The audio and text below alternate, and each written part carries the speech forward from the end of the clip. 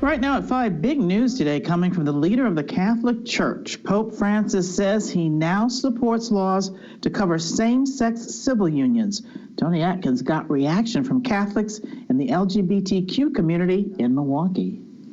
The Pope breaking up with the longtime stance at the Vatican, saying that everyone should be included in the family of Christ. I mean, I think it's great that the Pope finally spoke out on it. I think that same-sex marriage should have been allowed in the Catholic Church for a long time.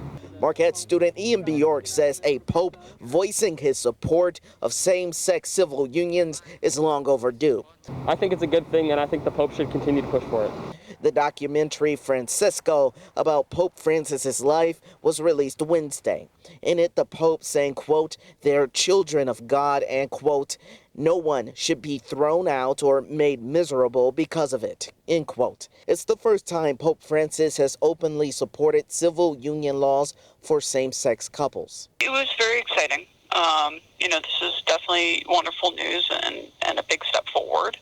Natalie Zanoni, executive director of the Milwaukee LGBT Community Center, says the Pope's stance is encouraging news for faith-based members of the LGBTQ community. Each LGBTQ Catholic person kind of goes through and deals with, but I think having this message of inclusion and love really is a big step forward and will be validating for many.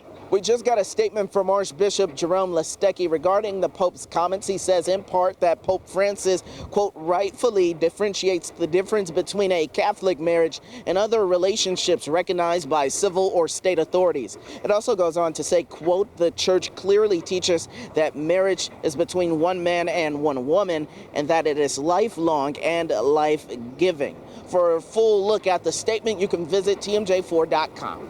Reporting at Cathedral Square, Tony Atkins, TMJ4 News.